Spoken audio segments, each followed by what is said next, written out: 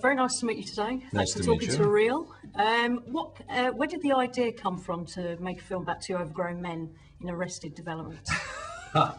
Well, you could almost argue that that premise is kind of the heart of all comedies ever, or about characters that haven't grown up or are narcissistic, or so it's sort of the most reductive version of that idea that we could come up with.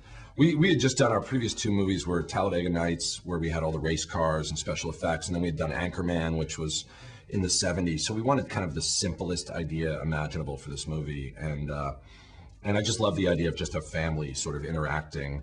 And you know, the basic idea of two guys who can't grow up is such a sort of fun, simple idea, and it just let us play and improvise. So that was sort of where it came from. Did you find that actually the funniest lines tended not to be the ones in the script at the end of the day, more sort of improv? Yeah, there's no question some of the best lines came from the improv, but I was surprised. There's a lot from the script played really well as well. John C. Reilly kept saying, "I love the script. You know, hey, let's stick with the script a little bit more." And he was right. There were some really good lines in there, but no question. I mean, there's you know, of the 10 that people are quoting, probably 5 are improvised. So. The comic genius of the film is actually not necessarily Ferrell and Reilly. It's the reaction of the parents. I know who you're going to say. I was going to say Richard Jenkins, Mary Steenburgen. Absolutely hysterical. Absolutely hysterical. Were you surprised at how funny that actually turned out to be? And were they surprised? I think they were surprised. Mary kept saying she was. I knew those guys were really good, and the second you started working with them, you could tell they could improvise. But I totally agree with you. I think those performances are through the roof great, and they really carry the whole movie. They're the ones that have to make sense of it, because you have to buy their love story, and they have to give them enough different reactions to the guy's insanity to sort of, you know, create some levels to it, and they consistently did it the whole time. Yeah, I couldn't agree with you more. Were there any sort of jokes that you had to cut out because they were just a little bit too risque? I don't think so, no. No, the only time we cut stuff was just when there was a lot of silly pieces back to back to back. The audience would get a little tired at a certain point. So we had one scene where John C. Reilly was having sex with Will's brother's wife in a living room, and the family was having Christmas dinner in the next room, and they bust through the doors by accident, but he was behind her, so from the family's vantage point, you couldn't quite tell they were having sex.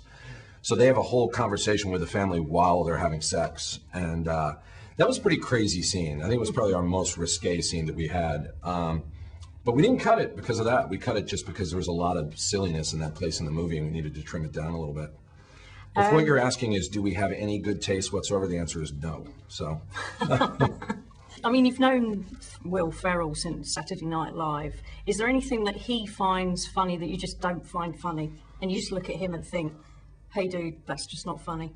That's a good question. I don't think so. Usually if he's that excited about something, there's something there that's funny. I mean, he's been, like when we were at Saturday Night Live, he would do sketches sometimes that I wasn't a big fan of, but he was always funny in them. You know, anytime he gets committed to something, it's always enjoyable. So honestly, nothing pops to mind. It's, I wish I could give you a controversial answer, but no, nothing. Nothing at all. Yeah. Obviously, a very funny sort of rap video that the guys do in the film. Have they been approached to actually create a real one in real life? They are talking to Kanye West, and they're talking to Nas, the other rapper, Nas. And yeah, right now they're talking about putting together a whole 12-track rap album. Jay-Z is going to do a guest appearance on it. No, they've not been approached by anyone. But Will's been mentioned. Will Ferrell's been mentioned in some rap songs. I think Nas actually did mention him in a rap song, which I find hilarious. Which one was that? Oh, it was off his last album. I can't remember the name of the song, but he actually says like "crazy like Will Ferrell" or something like that. So the hip hop world enjoys their Will Ferrell. There's no doubt about it.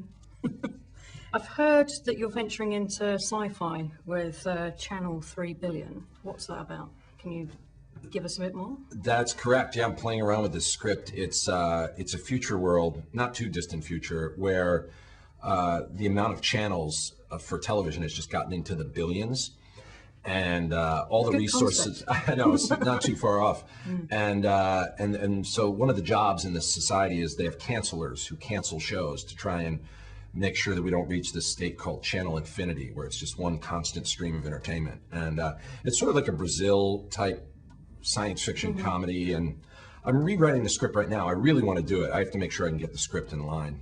I was so blown away by Wally. I thought Wally was just incredible. Superb film. And they hit a lot of the themes that we were sort of talking about for this movie. So we'll see. We'll see if we can get it into shape. Sounds very exciting. Look forward possibly to seeing that, and wish you all luck with this film. Great movie. Thank Thanks you very much. Very nice to meet you. Very good to meet you. Okay.